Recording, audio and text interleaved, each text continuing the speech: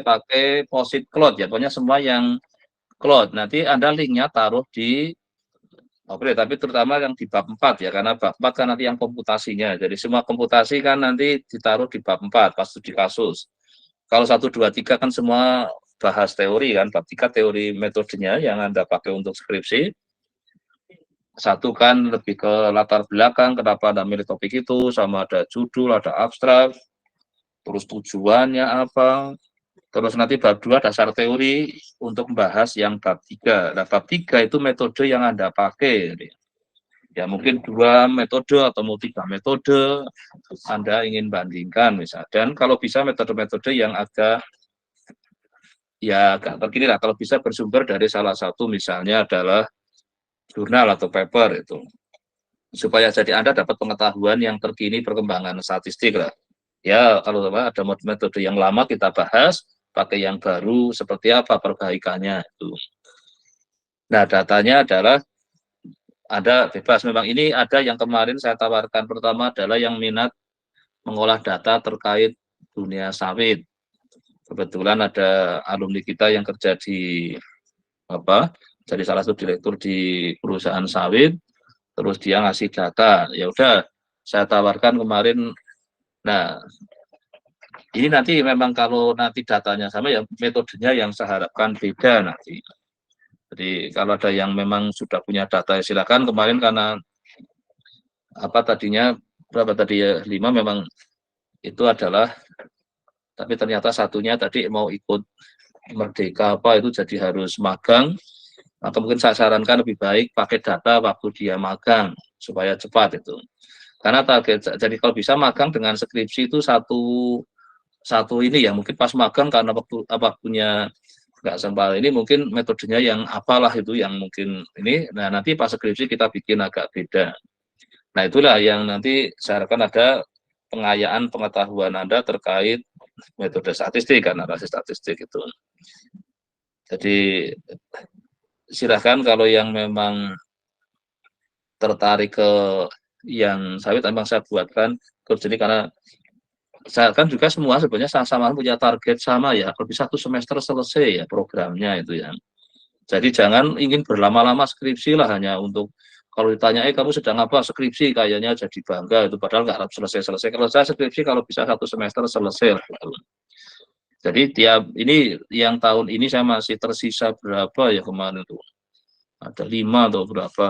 Ini saya dapat lagi tambahan, ada 7 ini yang ada yang baru-baru ini saya harapkan selesai. Makanya tadi ada yang saya pindah dari grup skripsi ternyata belum selesai, saya kembalikan lagi. Jadi kalau yang lama nggak pernah kontak saya, nanti akan saya pindah ke grup alumni skripsi. Entah skripsi yang selesai atau nggak selesai, saya pindah. Karena saya inginkan masa-masa yang memang kalau niat skripsi harus niat memang skripsi. Jadi toh saya beri tawaran bimbingan bisa lewat online. Jadi Anda kalau misalkan termasuk yang sibuk lah atau apa, ini yang minimal yang monitoring tiap minggu ini yang dijamini, nanti kalau enggak ya Anda bisa pilihannya adalah ambil melalui online. Jadi ada yang sudah sekali malah entah kabur kemana, saya bilang udah online nggak apa-apa, malah online aja nggak mau milih DO ya kan, ya sudah gitu kan.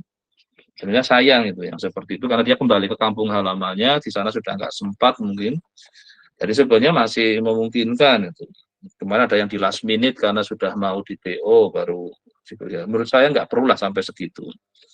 Jadi ini sekarang saya pantau tiap minggu, jangan sampai ada yang kalau Anda sekali kerja itu Anda istirahat, biasanya mulai lagi kayak berat itu. Nah kalau usahakan tiap minggu Anda ada progres. Minggu depan mulai akan saya, kalau hari ini sudah ada, Anda mulai masuk lah, Anda bikin judul di tadi template tadi, terserah judulnya apa, itu yang mengarah ke topik yang Anda pilih itu. Terus referensinya, nanti taruhlah di Google Drive, Anda bisa share ke saya gitu, Google Drive-nya itu. Terus untuk komputasinya juga milih yang cloud, untuk ininya juga milih yang cloud. Jadi semua nanti kalau Anda sudah punya materi, punya data, silakan Anda taruh Google Drive. Jadi kalau tadi yang ingin berminat ke data tentang dunia persawitan dari yang ada di lapangan sana, petaninya, yang merawatnya, yang panennya, atau sama yang di pabriknya. Itu ada yang sedang kita dikasih sampel untuk seperti itu, bisa dibunyiin apalah, ini kita analisis apa dari situ. Oke, sampai sini ada yang tanyakan? Atau ada yang silakan, Gina, Ya, silakan. mungkin saya izin tanya Pak, kalau untuk jadwal bimbingannya sendiri apakah setiap hari Rabu Pak? Rabu di jam yang sama, jam 10 sampai jam 11? Ya, selama enggak, memang ini saya lagi masih menata karena yang kuliah S2 baru mulai minggu depan, jadi nanti setelah agak tertata, sementara pindah di Rabu ini, walaupun jam 10 sebenarnya kadang dipakai untuk rapat jurusan. Tapi ini karena rapat jurusan hari ini online, jadi saya masih bisa lah gitu. Tapi kalau nggak online ya saya cukup repot juga gitu. Nah, Oke, ini memang iya. nanti sementara pokoknya sebelum saya ubah, nanti akan saya akan informasikan di grup pokoknya kalau ada perubahan itu. Selama belum saya ini kan ada ikuti tetap di jam 10 itu. Ya memang kadang agak lambat ya karena yang jam 9 itu yang khusus yang tadi yang ingin ke dunia sawit itu saya taruh jam 9 sampai 1, tapi agak molor tadi karena apa sudah bimbingan yang keberapa jadi agak ada diskusi yang ini jadi butuh waktu lebih lama. Yang ada dari jam 10 gitu. Tapi kalau Oh, misalnya nanti saya rubah, ya bisa aja Anda pantau aja ya nanti di grupnya itu. Setiap saya ngubah nanti akan saya taruh di grup itu untuk ininya. iya Oke, baik. cukup informasinya. Ya. Karena saya di hari Rabu itu dari jam Hmm. 9 sampai jam setengah 12 ada kelas Pak kebetulan. Jadi Oh gitu, Anda iya, masih kuliah? saya masih ngambil kuliah mengulang sih Pak, ekonomi makro di MIP. Oh, Iya Pak, dan offline kebetulan kuliahnya. Jadi ya oke, berarti nanti saya coba yang kira-kira berani nanti apa? Berarti ada jam 9 sampai jam berapa? jam 9 sampai jam 12 Pak. Sampai jam 12. Iya, betul. Ya oke, sementara saya taruh di mana ya? Saya lagi masih juga menata gara-gara kebanyakan. Dan gara berarti yang Rabu jelas nggak mungkin itu terlalu padat. Oke, mungkin coba nanti hari Selasa ya. Di Oh Selasa iya, bisa tuh kan itu Selasa. saya bisa Pak. Nanti Selasa kemungkinan di jam 11 ya Selasa ya. Oh iya, baik Nanti Pak. saya tambah itu bagi yang enggak. Ini saya juga ada rencana mau tak full. Biasanya dulu kan Selasa, tapi karena kemarin ada edisi khusus jam 10, nah itu dan ini kan akan saya pindah coba nanti. Tapi sementara nanti ke Selasa ya. Anda ingatkan Baik, saya aja di grup, jadi bagi yang kebetulan nanti Rabu ini nanti ke Selasa ya di indikannya. ya. Terima kasih Pak. Kayak saya tetap Anda ingatkan ya kalau karena ini kategori belum. Nanti kalau saya sudah permanen saya pindah, saya biasanya masukkan ke kalender sih kalau udah. Oke, silakan siapa lagi yang mau bertanya? Oke, karena untuk yang pertama dari saya lagi, Anda akan milih topik atau topik dari saya, itu segera aja Anda memutuskan. Terus kalau Anda sudah punya topiknya, berarti ada materinya, segera ditaruh di Google Drive, terus di-share ke saya gitu. Dan Anda mulai tulis di overleaf-nya. Jadi kalau yang ini harus latar belakang dulu kenapa Anda memilih topik itu ceritakan di bab 1. Itu dulu kan kerja bab 1 dulu untuk mengarahkan ke yang Anda pilih topiknya itu. Nanti saya mantaunya lewat overleaf aja tadi, kalau yang nggak pernah ada progres itu kelihatan overleaf-nya biasanya nggak ada perubahan. Jamnya ya itu aja. Ya, oke, saya kira udah cukup ya, nggak ada yang tanyakan lagi. Nah, untuk ini yang lama boleh silakan bagi dulu. Ini ada yang kalau nggak tahu yang juga yang lama nih kayaknya di sini hanya Fabian ya. Fabian ada sesuatu yang disampaikan, Fabian? Saya biasa Pak mau konsultasi soal KKT. Oh, KKT-nya yang mau di ini Iya, kan. Ya udah berarti iya. ini apa yang oh yang KKT sebenarnya saya ada link yang untuk itu, tapi kayaknya ada mungkin belum ini ya. Ya oke lah, ini silakan Belum. yang skripsi boleh boleh pergi dulu nggak apa-apa. Nanti ini memang yang KKT belum terstruktur, saya masih jadi saya punya grup KKT juga, tadi belum serapi yang skripsi itu ya. Jadi ada linknya juga untuk, tapi nggak apa-apa, silakan yang skripsi boleh, kalau sudah nggak ada boleh keluar dulu atau live dulu, silakan. Baik, makasih Pak. Oke ya, kamu kok silakan. Terima kasih banyak Pak. Ya, Terima kasih Pak. ya oke silakan. Oke silakan. Saya udah beres Pak buat laporan dan PPT, tapi mungkin PPT-nya saya nggak bisa ngerjain di Overleaf karena keterbatasan waktu buat bikinnya. Saya ambil praktisnya di oke nggak apa-apa. Bikin sendiri. Tapi taruh Anda sedikit. bikin Google Drive aja kalau gitu. Google Drive KKT itu. Anda laporan KKT-nya pakai apa? LaTeX atau pakai Overleaf atau Overleaf ya sudah, berarti sudah di-share ke saya belum ya? Belum. Ya oke, nanti di-share itu untuk yang atau di drive aja Pak sekalian kali ya. Udah beres soalnya. Ya nggak apa, kalau yang di-share di Overleaf-nya kan, kalau Overleaf saya nggak apa-apa malah, karena saya paling sering bukannya Overleaf dibanding Google Drive itu. Jadi saya kalau Google Drive itu hanya kalau darurat aja itu. Saya inginnya semua di Overleaf, jadi biasanya makanya kalau yang tadi misalnya punya materi paper untuk skripsinya, saya lebih senang linknya sebenarnya. Link apa? Kalau dia yang open access kan saya bisa juga ngakses, daripada saya ngarsip banyak. Google Drive juga punya kapasitas masalahnya. Tapi Overleaf saya kan ini sementara masih bebas ya. Iya. Oke, sekarang kan ada rencana tanggal berapa? 25 ya besok kita ininya ya. Tanggal 26, Mbak. 26 sorry ya, dari online ya. Online ya. Iya. Cuma linknya saya belum dapat sih, Pak. Yang bikin linknya siapa ya? Mungkin tahu, Pak, Prodi, mungkin Prodi ngelihat apa saya ya nanti Kak. Ya, nanti karena saya belum pagi-pagi ya. Oh ya, untuk memudahkan mungkin saya supaya enggak, yang KKT siapa aja ya? Yang di grup saya, Anda tahu? Oh, nggak tahu Pak, nggak tahu. Saya belum gabung Pak.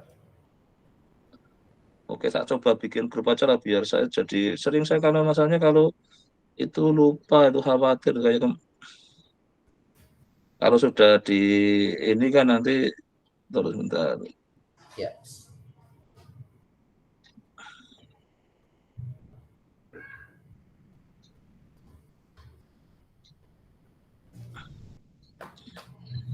Kayaknya ada 3 Pak ya tuh hari Sabtu itu.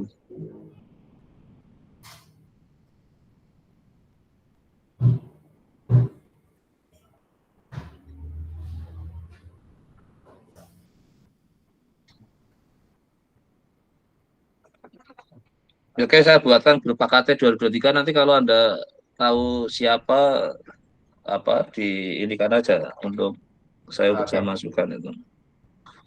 Ya. Jadi nanti kalau misalkan ternyata saya suruh yang bikin linknya, nanti kan saya buat gitu. Nanti saya taruhnya di grup ini.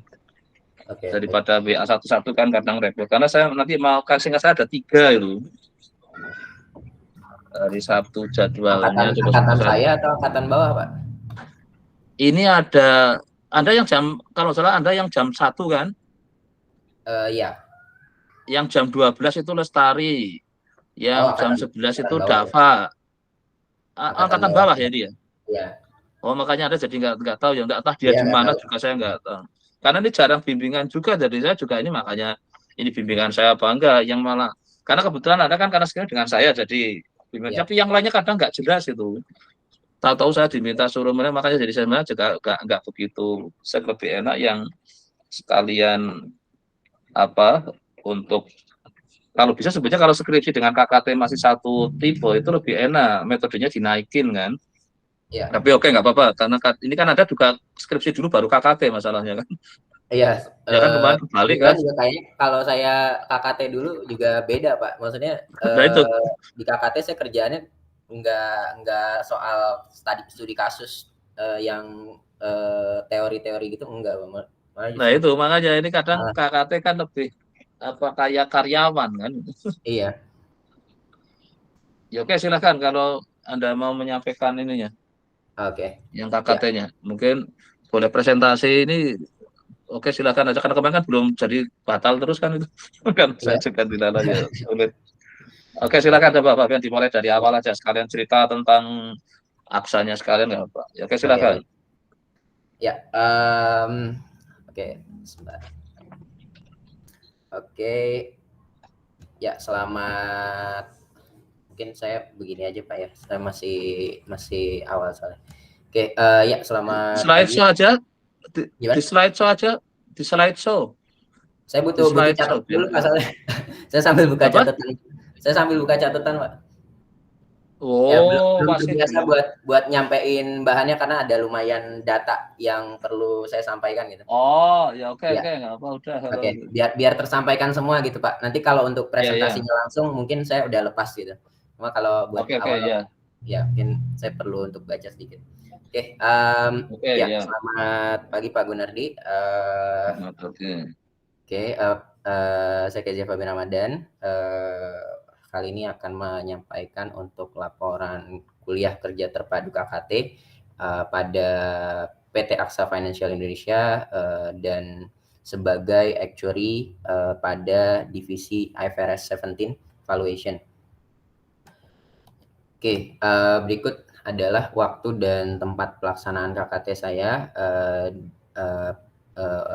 di PT Aksa Financial Indonesia yang bertempat pada Aksa Tower di Kuningan City, Jakarta, yang dimulai sejak tanggal 26 Juni 2023 dan akan berjalan selama 6 bulan, sehingga saat ini KKT magang yang saya lakukan masih berjalan dengan jam kerja berikut dari hari Senin sampai Jumat dengan waktu kerja dimulai dari jam 8 pagi sampai jam 5 sore dan waktu istirahat jam 12 hingga jam 1. Oke, sebelum masuk ke pekerjaan saya lebih jauh, dikarenakan bagian dari pekerjaan saya menyangkut pada IFRS 17 yang merupakan hal baru bagi dunia asuransi. Karena IFRS 17 merupakan standar akuntansi yang baru dirilis tahun 2017, tepatnya 18 Mei 2017. Standar akuntansi yang baru untuk perusahaan asuransi dibentuk oleh Ikatan Standar Akuntansi Internasional IASB.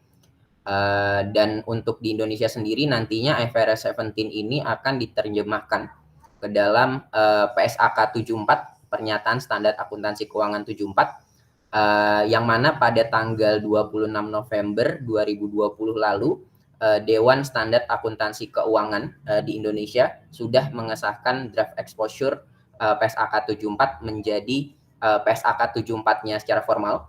Namun untuk pelaksanaannya secara efektif akan dimulai pada 1 Januari 2025.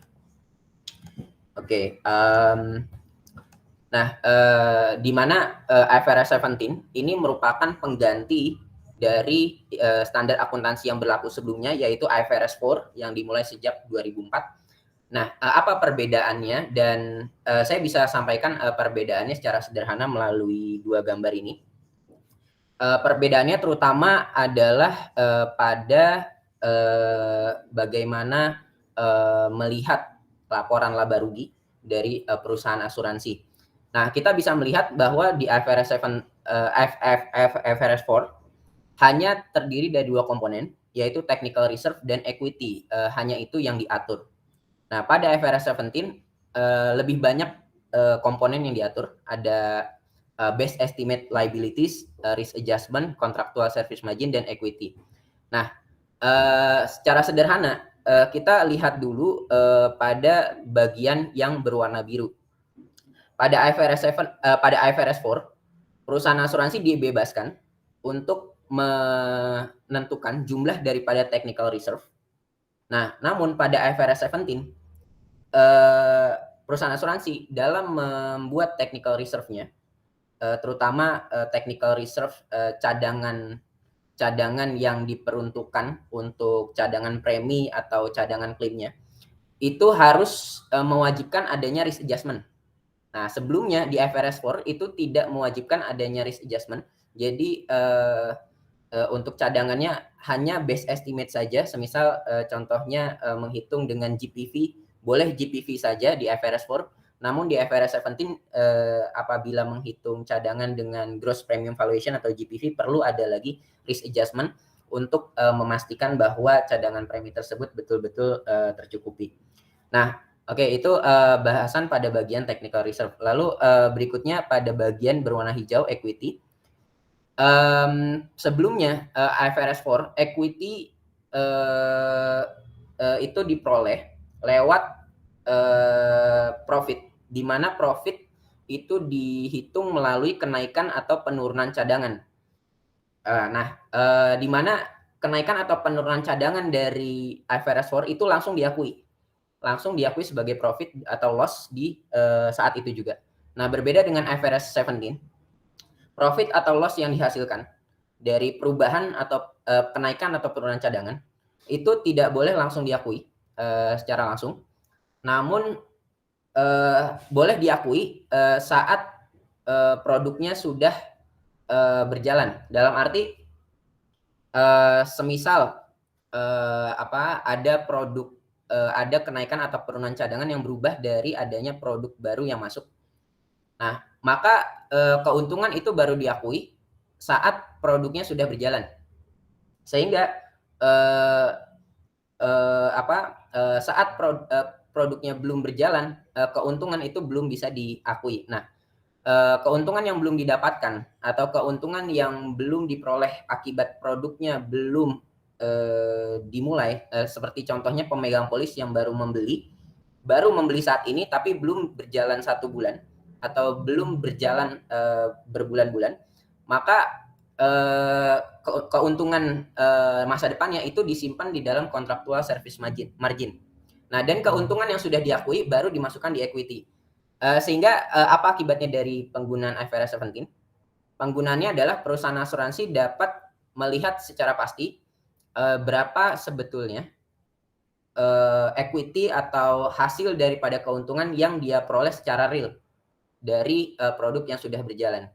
Nah, berbeda dengan IFRS 4, equity diakui semua, walaupun nanti pas pembagian dividen atau pas pembagian keuntungan kepada pemegang saham, itu hanya sebagian. Dan pemegang saham tidak bisa melihat secara real berapa yang dimiliki saat ini. Nah, IFRS 17 itu memperjelas berapa bagian dari porsi pemegang saham tersebut, ya, yang mana diwakili oleh equity, dan contractual service margin itu adalah bagian dari pemegang saham, modal pemegang saham, hasil profit yang belum diakui. Nah, begitu juga dampaknya adalah pada pajak. Di IFRS 4 semua keuntungan langsung diakui, otomatis pajaknya juga akan lebih besar. Nah, berbeda dengan IFRS 17 yang keuntungannya tidak langsung diakui semua. Nah, otomatis pajak juga menjadi lebih menyesuaikan dengan kondisi yang sebenarnya. Oke, dan contractual service margin tersebut akan masuk ke dalam technical reserve, juga masuk ke technical reserve, dan istilahnya saya bisa katakan contractual service margin ini sebagai cadangan untuk piutang yang belum diakui. Jadi ini merupakan utang kepada pemegang polis, utang kepada pemegang saham, contractual service margin. Makanya dia masuknya ke komponen liabilitas, yaitu di technical reserve. Oke, karena dia merupakan hutang kepada pemegang saham. Oke, berikutnya. Ya, apa saja sebentar, saya agak paham dengan tadi hutang dengan pemegang saham maksudnya gimana itu? Jadi ada penjelasannya enggak? Kalau sebelumnya Pak di IFRS 4 itu equity langsung diakui semua Pak ya. Equity ada profit langsung diakui semua. Langsung masuk ke equity. Nah, namun nanti pas di realisasi dividennya nggak semua equity dipakai gitu. Nah, nggak semua equity dipakai. Nah, maksud saya kan misalnya gini, saya kan punya juga sahamnya AXA misalnya. Ya. Nah, itu kan saya dapat dividen. Yang AXA utang ke saya itu yang mananya itu? Kalau itu di IFRS 17, dalam arti lebih jelas gitu Pak. Ada porsi yang akan dibagikan namun belum dibagikan. Gitu. Masalahnya gini kan, kalau selain pemegang saham kan cuman kalau dividen kan gini. Jadi kalau keuntungan perusahaan berapa kan sebagian untuk dividen, sebagian kan untuk Betul. pengembangan perusahaan. Betul. Jadi tapi kalau tadi kok saya dengar istilah utang kok ke pemegang saham, karena pemegang saham sebenarnya kan dia tidak ngutangin uang, dia memang invest di situ gitu. Kalau utang kan nanti harus ada bunga, ada ini kan. Makanya tadi Dalam itu artian saya maksudnya bilang utang yang dibayar pasti Pak ya. Ini tuh utang dalam artian apa istilah itu? lain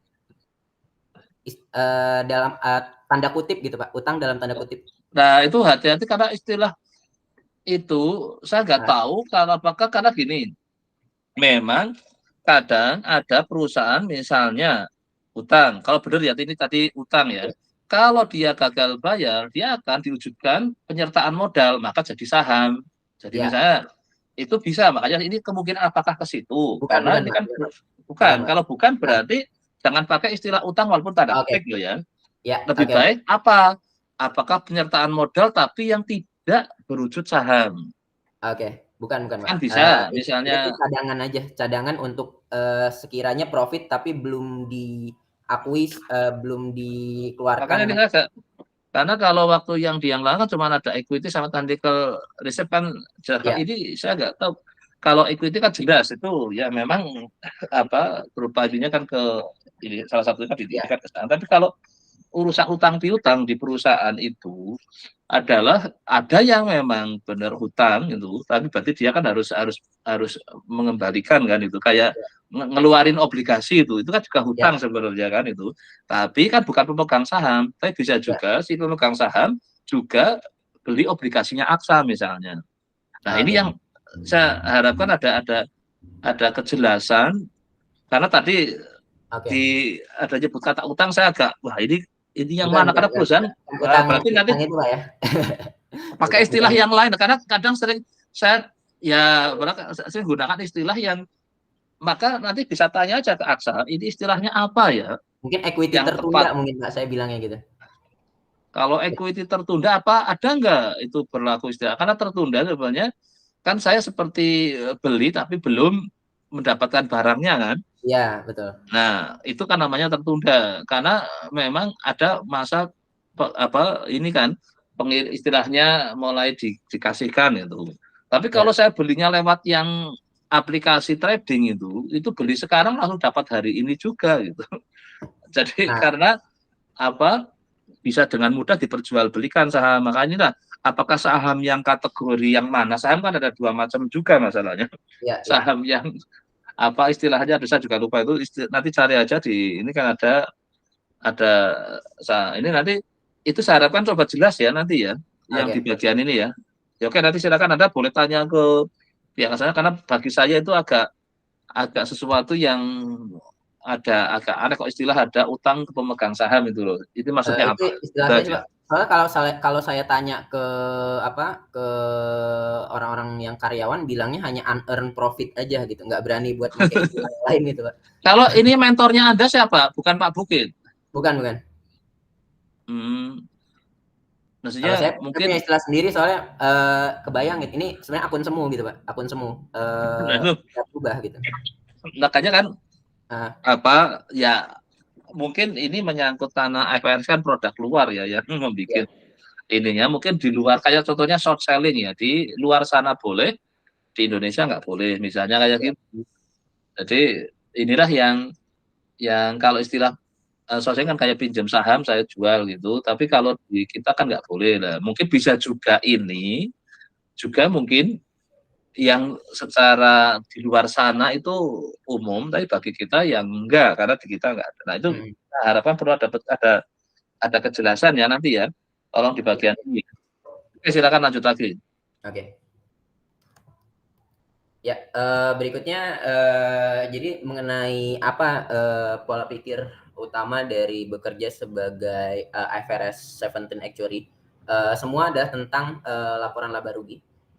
Jadi otomatis kemampuan apa yang dibutuhkan utamanya adalah mengenai actuary itu harus tahu berapa nominal yang penting bagi perusahaan.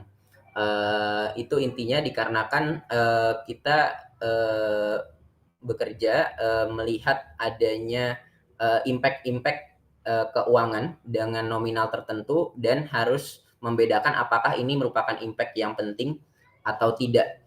Apakah perubahan ini dalam nominal yang kita perlu perhatikan atau tidak. Jadi semua laporan yang akan kita bangun di IFRS 17 semua berhubungan dengan laporan laba ruginya. Ya, karena IFRS 17 saat ini belum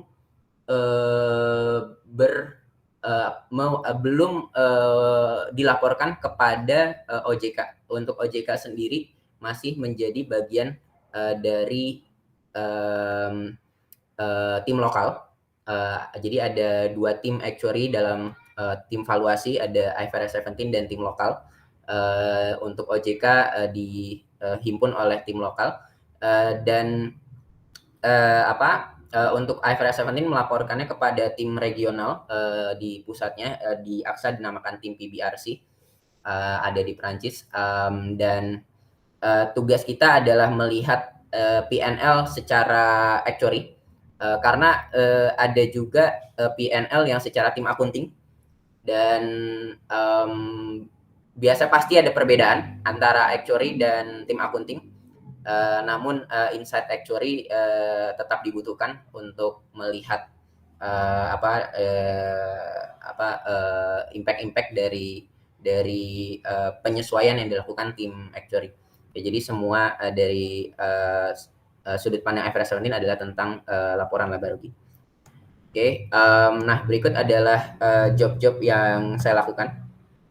Pertama kali bekerja, saya diminta untuk ngerekap premi dan klaim di REAS dulu.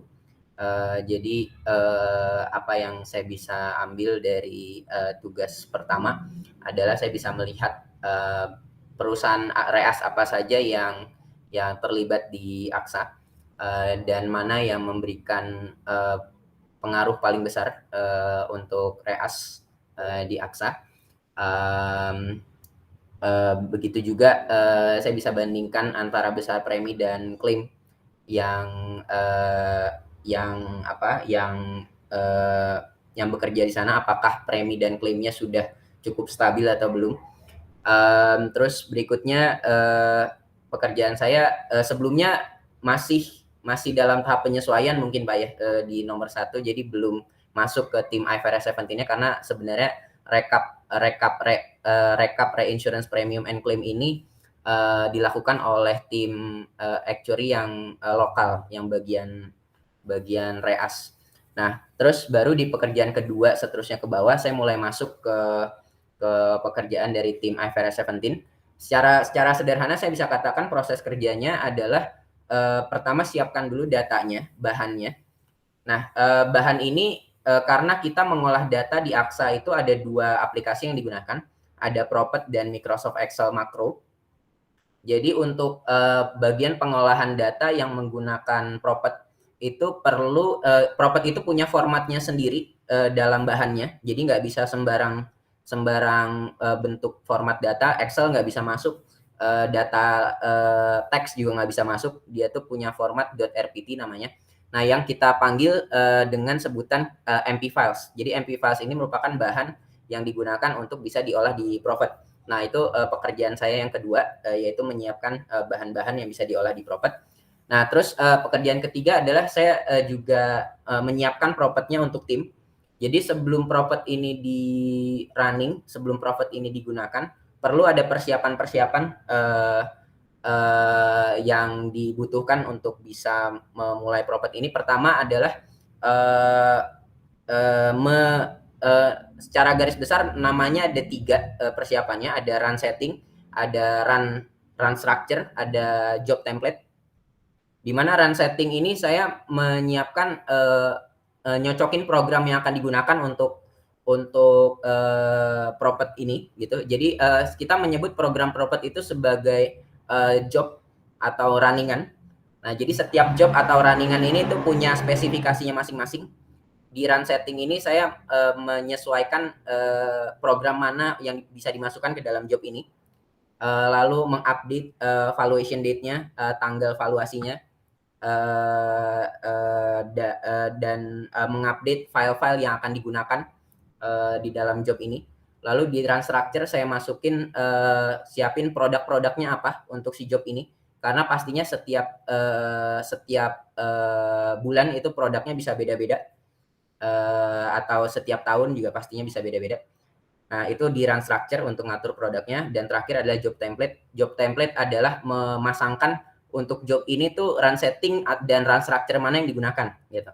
Jadi run setting itu tadi mengatur file, mengatur valuation date, mengatur program dari profitnya secara umum, kita bikin listnya. Run structure juga kita bikin list produk-produk yang akan digunakan. Nah, nanti di job template itu akan dicocokin kita make untuk job ini kita make run setting-nya mana, kita make run structure yang mana gitu. Nah, jadi persiapan seperti itu yang saya lakukan untuk propetnya. Nah, lalu keempat juga saya ikut dalam ngerunning si propetnya dan juga makronya. Jadi kenapa ada dua aplikasi yang digunakan, ada Propet dan Microsoft Excel. Jadi ada produk yang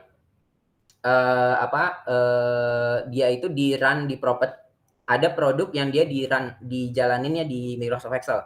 Dan Propet ini merupakan program aplikasi inti gitu. Jadi biasanya produk baru itu belum bisa dimasukin ke Propet karena butuh waktu untuk bisa bangun programnya di Propet ini. Jadi otomatis dia di produk-produk baru yang baru di tahun ini itu biasanya masukin ke Microsoft Excel Makro dulu.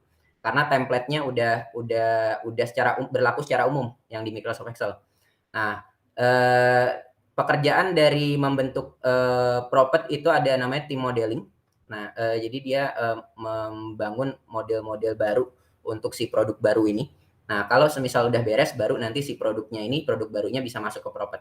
Jadi yang di Propet itu merupakan produk-produk yang sudah dimodelkan, dan yang di Microsoft Excel itu merupakan produk-produk yang baru yang belum ada modelnya gitu.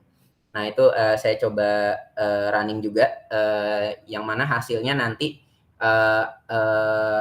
menghasilkan perubahan kenaikan atau penurunan cadangan, ada CSM-nya juga, contractual service margin dan risk adjustment-nya juga. Semua komponen dari P&L itu diolahnya di nomor 4. Nah, terus nomor 5, otomatis saya juga terlibat di reserve dan sensitivity preparation dalam memasukkan. Jadi setelah profitnya ini kita jalankan, dia ngolah datanya itu perlu kita ambil lagi, kita ekstrak namanya, dan itu kita masukin ke Microsoft Excel lagi. Jadi endingnya laporannya tetap di Microsoft Excel, dia punya format laporannya. Nah, itu kita sesuaikan dari pengolahan data yang ada di Propet dan Microsoft Excel Makro sebelumnya. Nah, saya juga bertugas di situ untuk mengumpulkan data-data yang ada di Propet dan Makro, saya masukkan ke dalam format yang ada di Microsoft Excel di bagian opening balance sheet liabilities yang akan dimasukkan ke dalam laporan laba rugi. Begitu juga dengan sensitivity. Sensitivity ini apabila asumsi-asumsi di dalam reserve itu saya ganti, dan itu digantinya sudah sesuai dengan aturan dari tim PBRC-nya dari regional. Jadi semisal asumsi tingkat bunganya diubah-ubah, asumsi kematiannya diubah-ubah, asumsi investasinya diubah-ubah. Nah, itu bagaimana sih impact-nya, pengaruhnya ke reserve-nya. Nah, itu adalah pekerjaan yang juga saya lakukan di bagian sensitivity. Terus nomor 6 mengenai P&L movement analysis. Jadi dari hasil yang sudah diperoleh itu pastinya akan dibandingkan dengan yang bulan-bulan sebelumnya dan dibandingkan juga dengan projection. Jadi di actuary ini kita melakukan 2 kali projection, 2 kali proyeksi kepada half year dan ke full year. Jadi proyeksi yang dilakukan kepada half year dalam arti untuk sebelum dilaporkan laporan half year, laporan tengah tahun, itu perlu dilakukan peramalan untuk berapa sih nominal-nominal yang mungkin terjadi di half year nanti gitu. Nah, nanti setelah proyeksi ini dapat, lalu kita sampai ke waktu half year ini dan kita dapat laporan yang sebenarnya, yang actualnya dari half year, kita bandingkan si actual ini kepada proyeksinya. Nah, begitu juga kalau udah sampai ke full year, nanti juga akan dibandingkan dengan proyeksinya. Selain itu juga dibandingkan setiap bulannya kepada bulan sebelumnya. Apakah ada perubahan movement yang impact-nya penting? Nah, itu kenapa saya katakan sebelumnya kita perlu untuk mengetahui berapa nominal yang sekiranya penting bagi perusahaan. Karena di bagian P&L movement ini kita perlu sampaikan kepada head actuary utamanya untuk melihat apakah ada perubahan yang penting dan disebabkan oleh apa. Nah, terus ketujuh, saya juga diminta untuk learning new software namanya Astra. Astra ini nanti tugasnya buat gantiin Propet, Pak. Jadi aplikasi baru. Jadi kalau Propet itu programnya dibikin sendiri. Kalau Astra ini dia punya engine-nya sendiri, dia punya mesinnya sendiri, yang mana hasil daripada keluarannya nanti udah menyesuaikan Nama sistemnya. Ya, gimana Pak? nama Astra ini nggak ada kaitannya dengan grup Astra itu, bukan? Enggak ada. Namanya aja Pak Astra. Itu produk mana itu? Kalau yang Propet itu kan orangnya Inggris apa ya Propet itu?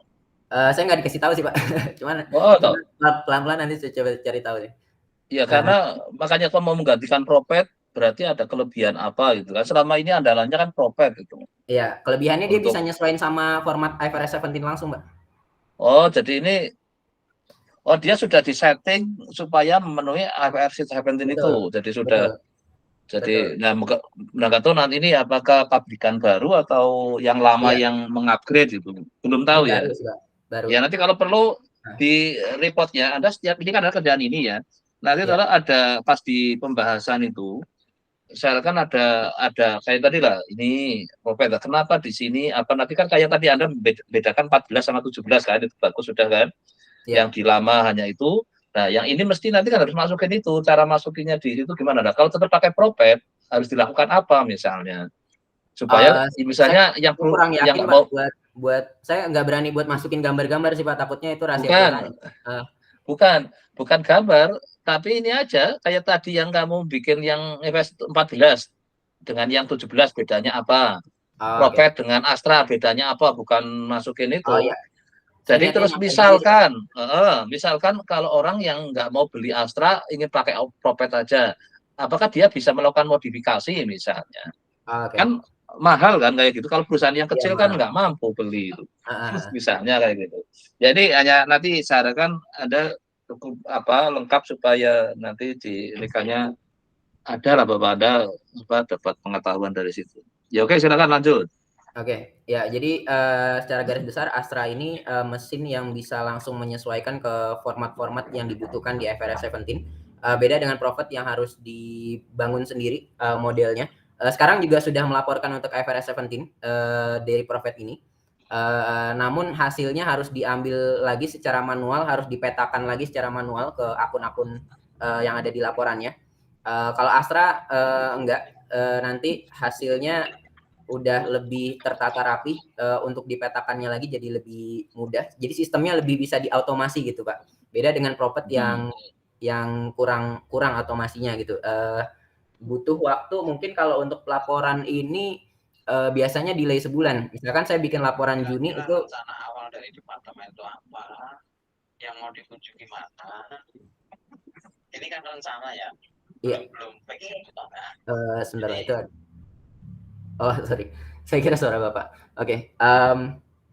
Ya, jadi otomatis si Astra ini akan memudahkan untuk otomasi karena biasanya kalau untuk laporan bulan Juni itu dikerjain di Juli, agak butuh waktu bulanan juga tuh buat ngeberesinnya, bisa jadi lebih dari 1 bulan. Nah, Astra itu harapannya sih bisa lebih mempercepat laporan ini. Oke. Ya, sehingga apa benefit yang bisa saya dapatkan dari bekerja di IFRS 17 valuation. Pertama, saya bisa mengetahui alur dari awal pelaporan hingga akhir, di mana akhirnya adalah untuk melihat profitability tadi, karena it's all about P&L. Begitu juga dari awalnya adalah menyiapkan bahan-bahannya, baik itu untuk bahan Propet atau untuk bahan si Microsoft Excel Makro yang kalau Microsoft Excel Makro bahannya udah dari Excel-nya, tapi kalau untuk Propet ini saya perlu untuk siapkan MP files tadi. Begitu juga untuk nomor 2, saya bisa mengetahui format-format yang ada di IFRS 17, apa bedanya dengan IFRS 4, begitu juga mengenai point of view-nya, sudut pandangnya IFRS 17 ini saya bisa lihat lebih jauh apa apa yang bisa diperjelas, seperti tadi contohnya IFRS 17 ini bisa memperjelas berapa proporsi bagian dari pemegang saham yang diakui sekarang. Begitu juga dari CSM tadi bisa memperjelas berapa profit yang diakui sekarang. Terus juga saya bisa mengetahui impact daripada IFRS 17 implementation, ya, di mana impact-nya tadi bisa berpengaruh kepada pajak yang lebih menyesuaikan dengan kondisi saat ini. Oke, ya itu mungkin presentasi dari saya. Berikut ada dokumentasinya dari saya bersama tim. Ya, mungkin sekian presentasi dari saya, Pak. Oke, jadi ini apa, kalau saya lihat masih ya apa ya, garis besar lah. Jadi tapi harapan saya untuk yang tanggal berapa, Anda yang 26 itu ada sampai penjelasan teknis ya, karena harapan saya kan dari KKT ini sebenarnya masa saya kemampuannya sampai mana sih untuk bisa masuk ke area. Artinya KKT kan melatih mahasiswa supaya bisa kerja lah, gampangannya lah itu. Yeah. Kayak dulu saya pernah ngirim ke Bursa Efek, kalau yang ke beberapa apa yang juga di akhirnya itu kan benefitnya adalah mereka pada diambil misalnya. Berarti kan mereka puas itu. Nah harapan saya kan KKT lah, magang atau apapun itu meningkatkan kemampuan teknis sih, karena yang nggak mungkin kita berikan kan di kampus kayak Propet, nggak bisa kan. Yeah. Terus kayak apa yang dulu saya sempat saya juga banyak kerjasama dengan dari pasar modal, perbankan, itu kan dalam rangka memasarkan alumni kan, mahasiswanya kan. Jadi, nah makanya sering saya ingatkan kalau orang yang terjun ke industri harus tunjukkan apa kemampuan ininya. Maka pada saat malah kalau yang kan kita justru dulu ada yang KP yang terserah mau sendiri kan, itu cari asal-asalan itu ada yang di tempatnya orang tuanya, nggak ada. Yaudah kalau yang memang niatnya. Tapi kalau yang ke industri memang saya nggak menginginkannya, biasanya agak standarnya. Harapan saya betul-betul adalah, apalagi ini durasinya lebih panjang ya yang ini ya. Biasanya kalau iya ya, berapa lama ada di sini? Saya 6 bulan, Mbak. 6 bulan kan. Kalau yang dulu saya kadang paling 2 bulan, ada 1 bulan. Tapi saya harapkan juga tune in itu, karena artian apa sih, dan kalau di sini penentuan ini juga dari aksanya kan, bukan pilihan Anda kan. Gimana? Ada ditempatkan di yang urusan ini aksanya yang nempatin, atau Anda bisa milih gitu? Saya nyari, Pak. Nyari maksudnya? Saya lamar. Ngelamar maksud saya, tapi nggak setelah di aksanya Anda ditempatkan di yang ngurusi kayak gini, kemauan Anda sendiri atau dari aksa kan? Jadi Anda diminta mengkaji ini kan itu. Jadi memang kita nyari perusahaannya mungkin kita, tapi pada saat itu sudah dapat, biasanya perusahaan punya kepentingan kan. Nah dulu yang program yang mana ya, yang di apa, yang aksa yang juga pernah, yang durasi juga cukup panjang, tapi kebanyakan malah yang sudah mau lulus yang saya kirim waktu itu. Yang ada beberapa mungkin, terus kayak yang di Jasindo juga ada. Nah ini makanya saya nggak apa, yang di sini ada ternyata sendirian ya di sini ya, yang lainnya nggak ada. Ada teman seangkatan saya Uma sih Pak, cuma dia bukan urusan KKT, udah lulus. Oh dia udah lulus kerja di Aksa gitu. Iya, magang juga masih. Oh masih magang. Tapi di Aksa juga, tapi sudah selesai. Yang sana sudah selesai. Ya. Oke. Karena Bang saya yang bimbing ini kayaknya baru ini, yang sebelumnya si Sofi kan, di mana ya Sofi waktu itu sekalian skripsi dengan saya kan, juga ini ya kayak lepas gitu, tapi nggak taunya ujung-ujungnya ada disuruh kayak gini kan, menilai kan. Jadi itulah yang kemarin, karena mungkin belum sempurna ya, misalnya harusnya kan ya awal saya tahu saya megang siapa, karena saya inginkan kan dia ada komunikasi. Seperti kan saya monitor tiap minggu yang di sebenarnya ngapain kamu di sana, saya bilang kan harus ada kayak, nanti dari situlah saya dengan mudah kan akan menghargai. Kalau saya akhirnya endingnya disuruh menilai kan, misalnya menilai kan sama saya inginkan kan, kalau bisa ya yang tepat, saya tahu persis orang yang saya nilai. Kalau memang saya memang kelihatan bagus ya bagus itu enggak ya. Nah itulah ini yang memang saya kemarin tahu-tahu dapat kok jadwal disuruh apa tadi yang 3 itu yang 2 kayaknya nggak pernah komunikasi, makanya ada hanya karena bimbingan skripsi. Tapi ya juga lucu. Dapat sama Lestari saya nggak tahu dia di mana. Jadi, nah itu saya nanti lama-lama ya saya jadi nggak begitu respect kan. Ngapain saya disuruh dengerin orang 11-12 cuma 1 jam nggak jelas apa. Nanti kalau saya pandang jelek ya saya kasih jelek aja kan. Misalnya gitu kan sah kan. Iya. Nah, saya sendiri nggak pernah. Jadi karena di KKT ini kan pembimbing atau mungkin saya nggak diminta menilai misalnya ya malah kebenaran kan daripada menilai orang yang saya nggak begitu paham kan. Nah, ini makanya saya tunggu ini kurang 2 hari yang lapor hanya Anda aja. Tapi yang 2 ini saya nggak tahu. Tapi pembimbingnya Bapak atau bisa jadi bukan? Nah nggak tahu makanya.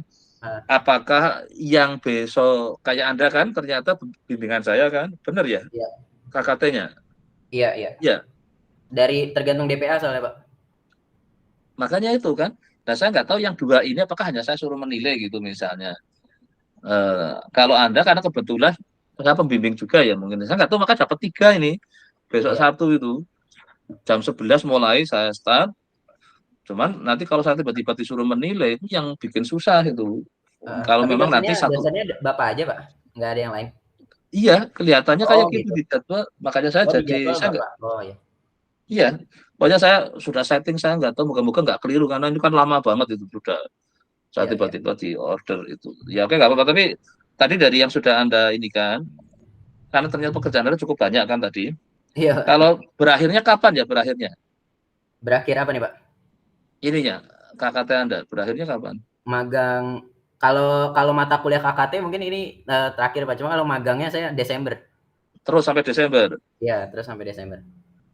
Terus yang ini yang direpotkan sampai ini nanti harus ngeluarin nilai kan? Iya kan ya benar ya? Iya. Iya kan? Iya. Ini hasil dalam 2 bulan gitu Pak ibaratnya. Iya betul makanya itu yang berarti hasilnya seperti apa? Apakah yang tadi Anda sampaikan ini? Iya makanya saya nggak ada ngerjain studi kasus apa gitu nggak ada Pak. Saya kerjain yang sehari-hari orang kantornya kerjain. Anda jadi sehari-harinya ngerjakan apa sehari-harinya? Itu ini Pak semua. Mulai dari bikin MP files, run prover. Oh gitu Pak. Nggak ada ngerjain nge-analisis apa, maksudnya kayak ada kalau teman-teman magangnya lain tuh kayak ada studi kasus expense study gitu atau mortality study gitu. Saya bener-bener ikut rapat, ikut meeting, bahas perubahan angkanya gini-gini dan lain-lain gitu. Iya tuh. Kalau IFRS-nya ada sehari-harinya ikut tadi Anda bicara IFRS? Iya, saya ikut dari awal pelaporan sampai akhir, Pak. Jadi ini yang di sebuah kerjaan yang IFRS versi yang baru Anda melakukan semua kan kalau salah diberlakukannya baru tahun depan kalau nggak salah apa ya IFRS 17. Iya, tahun 2025, Pak. 2025 malah masih. Tapi AXA udah ngelaporin buat yang pusatnya di Prancis gitu, Pak. Oh, sudah menggunakan yang IFRS itu. Jadi poinnya ada 7 ini yang versi betul. IFRS itu. Betul. Ini IFRS yang saya kerjakan untuk ke Prancis dilaporkan. Ini sudah yang sudah pakai yang 17 ini ya memang ya. Iya, sudah. Oh, jadi keseharian Anda sudah kayak seolah-olah IFRS 17 sudah diberlakukan gitu. Tapi kan ini karena perusahaan Prancis jadi ya sebenarnya untuk Prancisnya yang Indonesianya kan belum itu. Karena apa? Belum siap. Iya. Jadi mereka sebenarnya sedang cari istilahnya orang-orang yang memahami bagaimana bikin reportnya. Nah, Indonesia memang sedikit agak lambat gitu. Iya. Makanya saya lihat OJK pun kemarin masih nambah lagi divisi baru untuk misalnya tentang kripto lah, apa itu kemarin saya ya kebetulan saya dengar itu mungkin yang FS ini kan tanggung jawabnya siapa yang ngawal ini kan mestinya yang IKNB-nya OJK kan Bapak ini memenuhi karena kan supaya maunya ini kan ya ikut standar internasional kan karena sebenarnya kan memang untuk internasional standar kan maunya.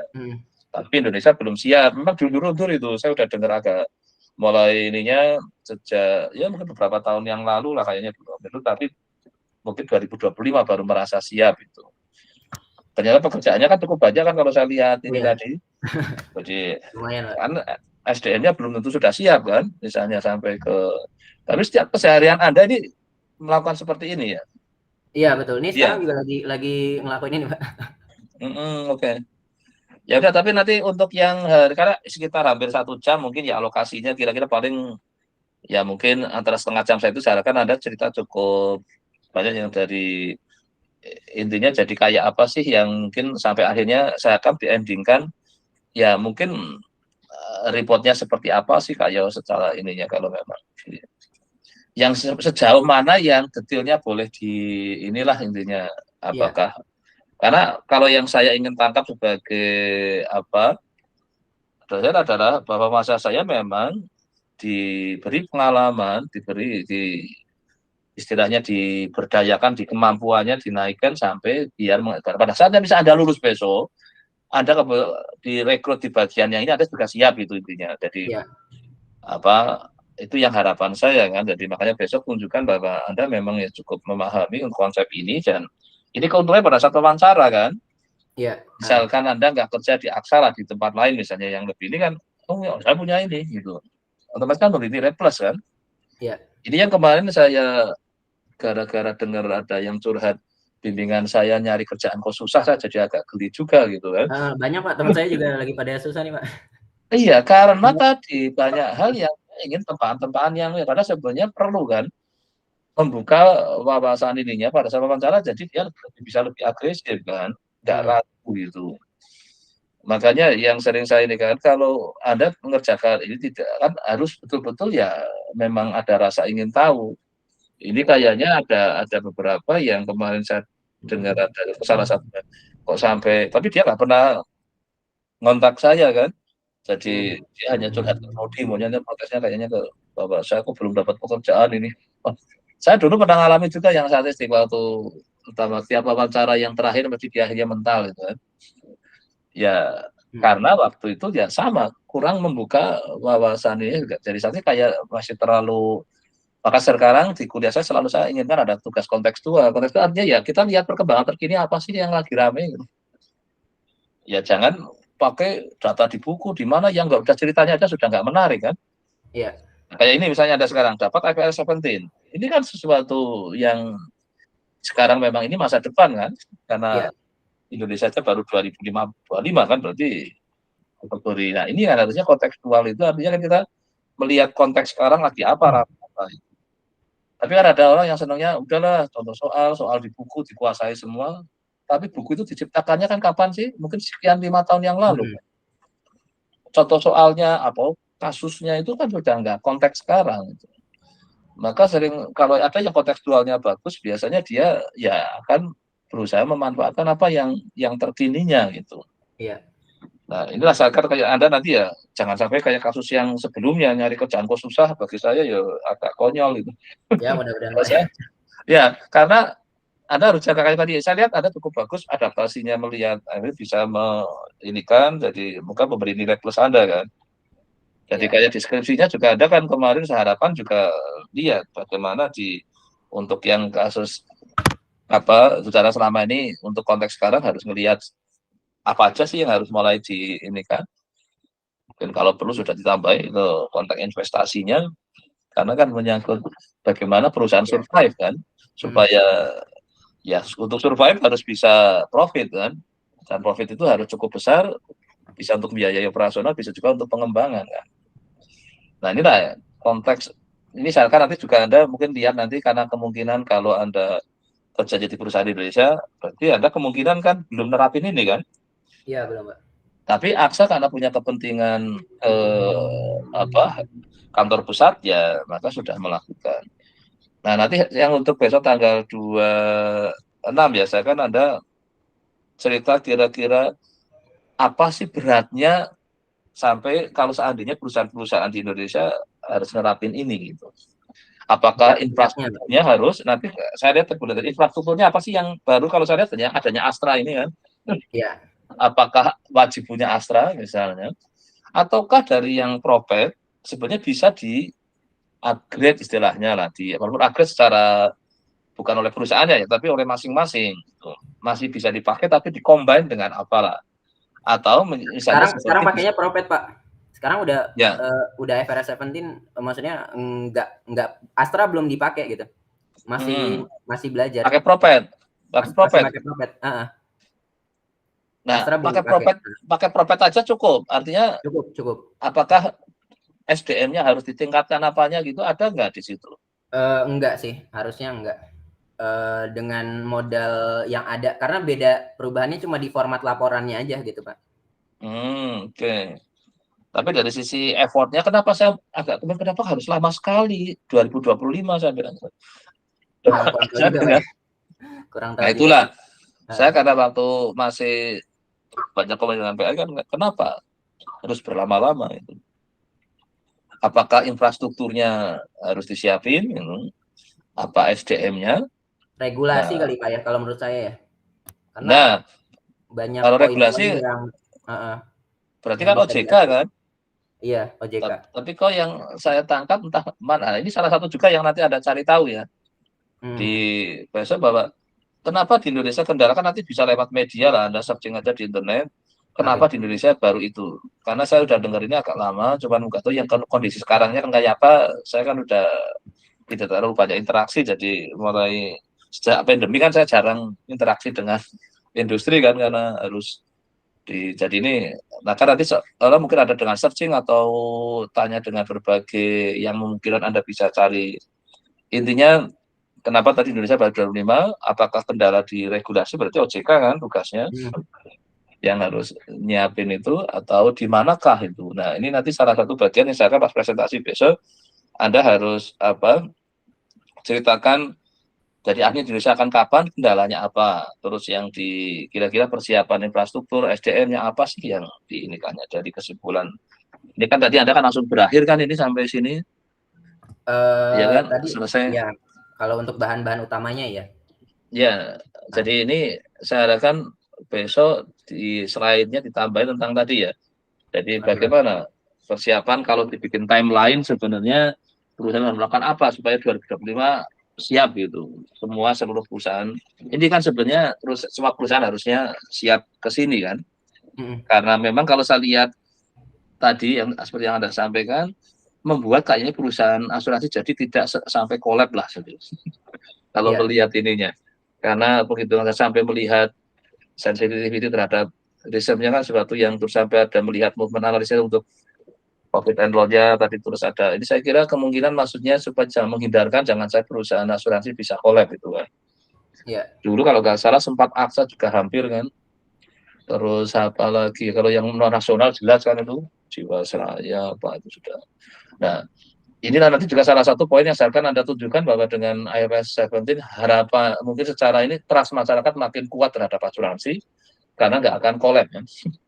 Karena kalau collab kan kita kehilangan polisnya kan kayak sekarang yang Bumi Putra itu kan.